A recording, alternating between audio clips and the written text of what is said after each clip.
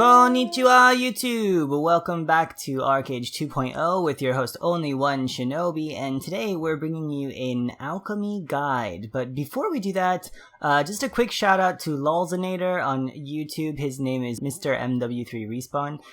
He sent me some nice decorations, this RNGesus, some crest cubes, and another RNGesus ink with a frame. So thank you for sending me some decorations. I've got them set up here. RNGesus is overlooking these crafting stations I put up, and I will be putting the house on public today. So anyone who wants to craft armor can do so here. I've got a salvage forge. We've also got the alchemy bench here. So if you're looking to make potions or even process your lumber or stone, you can come up here and go ahead and do that. Any decorations you guys send me, I will give you a shout out and I will put them somewhere in the house. So we're gonna make a Mad Alchemist lair eventually. So today we're going to talk about alchemy, but we have another special event before we do so. A friend of mine over here, my neighbor, is about to upgrade his house. So let's go ahead and give him the go and we'll see what happens here. So, okay, we are ready to go. Film is rolling. So let's go, Vakiand, update that house.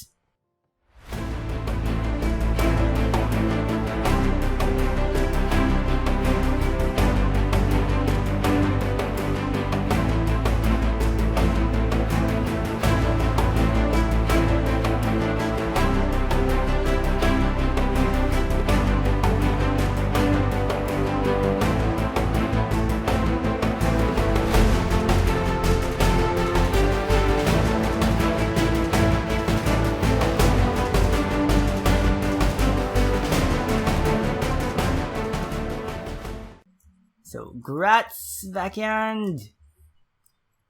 So here you have an armorer's house. Looks pretty much just like the alchemy house, only the bench here is equipment designer's workbench instead of the alchemy workbench. So, congratulations, Vakiand! And congratulations to all of you who may be upgrading your house at this point. It does take a lot of stone and construction bricks, so get that stuff done and get those houses upgraded. It's going to give you sort of a boost in crafting. So I'm just going to give them a quick message and then we'll get into the alchemy portion of this video. After all, that is what we are here for. And we're back over here on the alchemy house, and we're going to talk about power leveling alchemy. Now that's the main point of the video today. I hope you guys like the armorer's workstation. You can craft straight illustrious over there. If he puts it on public, I'll let you guys know. Maybe you guys can have access to that. For now, you're gonna have to use the crafting stations here.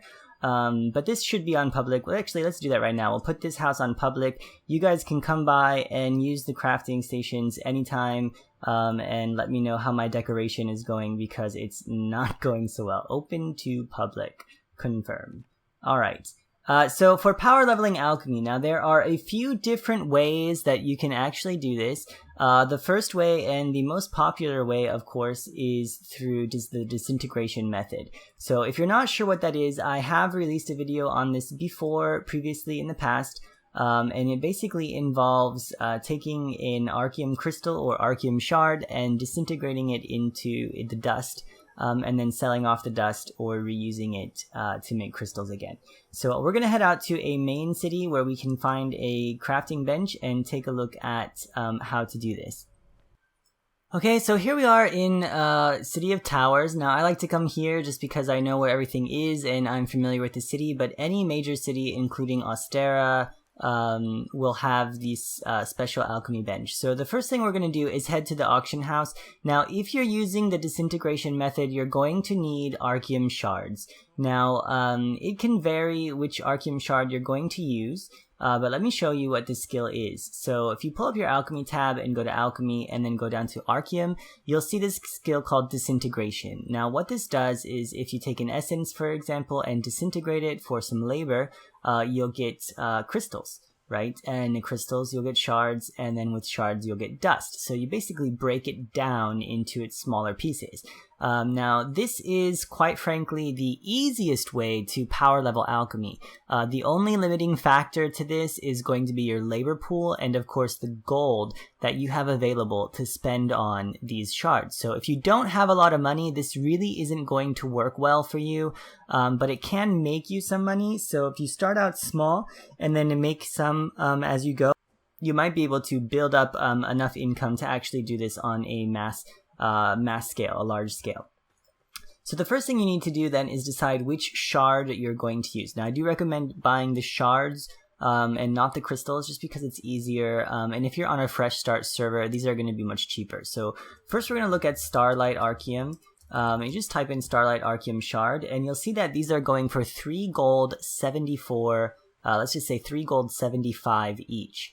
The next thing you want to do is go ahead and look at the dust. So before you buy it, check out how much the dust is selling for. So these are selling for 69, let's just say 70 each. And you're going to get 4 for every shard. So with the current prices, you're spending 3 gold, what was it? 3 gold 75, and you're going to sell it off, let's see, 3 gold 75. And you're selling it off at 69 or 70 silver each, right? So 70 silver times 4 is only going to get you 2 gold 8. So right now, Starlight Archeum shards are not going to be profitable. You can do this, you can use this method, but you're going to end up spending money, and that may not be something you want to do. So let's go ahead and check Moonlight.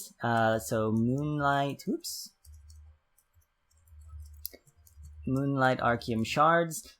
These are selling for 1 gold 74. Let's just say 1 gold 75 to make it easy. 1 gold 75, and we'll turn it into dust. This is selling at 46 silver each. So 1 gold 75 is what we need. So if you sell these dusts, you'll be getting 1 gold 8 or 84 silver. If you subtract the auction house 10%, you're actually getting 1 gold and 66 silver. So you're barely losing money on this, but you're still losing money. So you may not want to do this either. So with the current auction house prices, this method is going to net you a loss in gold. You're actually going to be spending gold. So before you start this process, the best thing to do is look at the values of these things and make sure that you keep an eye on them and you buy them when they're cheap. And sell them when they're high, and that way you can not lose any money in the process. So chances are that on a fresh start server you might actually be able to make some money doing this. However, depending on your economy, that may not be possible. So just keep that in mind. We're going to go ahead and buy one just for demonstration purposes. If you play on Kyrios, the current economy does not really support this as a way to make profit. But all profit aside, this is going to be the easiest way. So if you've got money to spare or you're not worried about profit, then buy out a bunch of these and then disintegrate them. And you'll end up making, you'll end up power leveling your alchemy. So the next thing you need to do is locate one of these. This is an Archeum workbench. In Mahadevi, it's over here, just directly south of the auction house. This is the only place that you can do disintegration. So as you'll notice then, we start here, this is 8 labor. We'll do this once, I believe without any proficiency, this might be 10 or 15 labor. So each shard gives you 8 proficiency boost. And then the next thing you have is the 4 dust. Now, you can sell this dust. We're going to go ahead and list it just to see how quickly it sells. Depending on your server, you could make a profit. Over here, you're not going to. So just keep that in mind.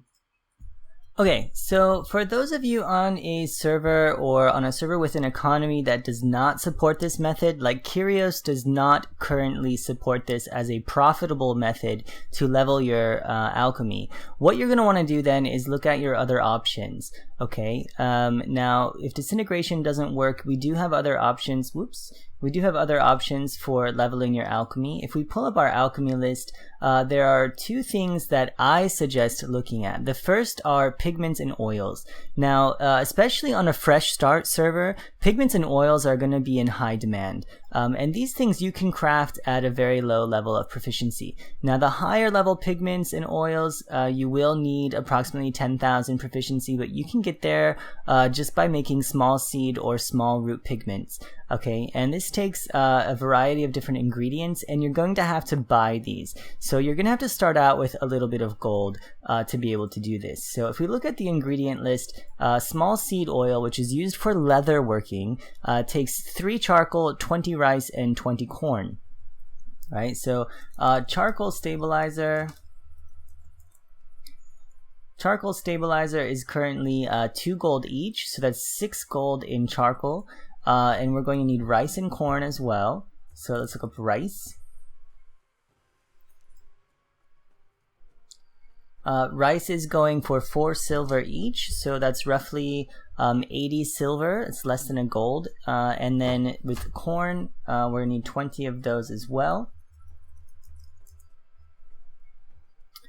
Which is about 6 silver, so that's about 1 gold 20. So we're looking at about 2 gold for the rice and corn and 6 gold for the charcoal, which is going to be a total of 8 gold if you buy all of this. And then if we sell it, let's say small seed, you can see that small seed is selling for 15 gold. So just by making these alone, if you buy the ingredients, you're going to be making approximately 7 gold profit, minus the 10% auction house cut, whatever that is. So you're going to be making a profit just by crafting small seed oils. Now it's going to take you a lot. I mean, this is only 15 labor, and you're going to need at least 10,000 proficiency before you can make viscous glossy oils. You'll need 20,000 before you can make emulsified, and so on. But really what you're looking for is to break into the upper echelon here at 20k, and once you reach 20k you can make things like Dahuda's bubbles, and then also 30 and 40 proficiency here, 60k to make the defense potions up here like Kingdom's Heart. So but like we said, just making the small seed oils is going to make you enough profit to continue to buy more and make more. So making small seed oils is definitely one way you can go with this. Small root pigments are going to be the same. The prices are going to vary, as we said. So small root pigments here are only about 11 gold each, and the prices may vary. So clover, for example, here clover is 6 silver each. That's 1 gold 20, and roses are, let's see, this one is 19 silver, so it's actually 20 silver. So that's going to be what, like 4 gold. So 4, 5. 11. So actually small root pigments currently on Kyrios are not a valid way or not a profitable way to power level your alchemy. The third method you can get into is making potions. Now a lot of people don't like this, and I'll explain why. Because making potions is actually quite complicated, takes a long time, and takes a lot of different materials. You'll notice here that the Veiled Flame, let's say minor healing potion, for me is only 2 labor. I think maybe 5 labor for you guys.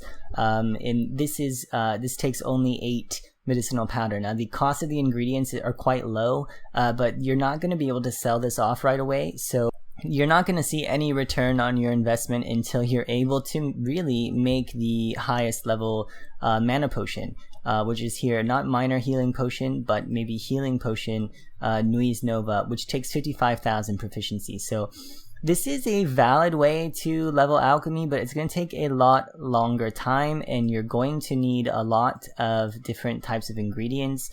You'll notice medicinal powder, lavender, mushrooms, lotus, ginseng, and ginkgo. And you're gonna need to take your time, essentially. Now this way of leveling, and the end, you'll have thousands upon thousands of potions to sell off, and you will make a profit.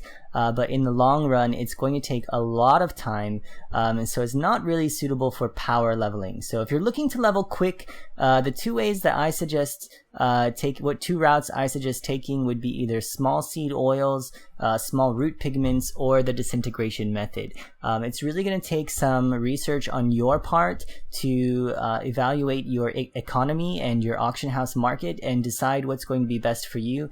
You may or may not be able to make a profit off of this. In the long run, you could make quite a sizable profit, so it really depends on you. If you're looking for the more substantial route, then I suggest making the potions, because in the end you can upgrade those to the highest tier and you'll make a killing. So that's going to be all pretty much for power leveling alchemy. There's not a lot to it. I hope this was helpful for you and not confusing. My computer did die a couple times, but we'll leave it here for now. This is going to be all for power leveling alchemy, and stay tuned. We'll bring you some more power leveling proficiency guides in the future. For now, Lady Fluffsworth and I say good night. Shinobi out.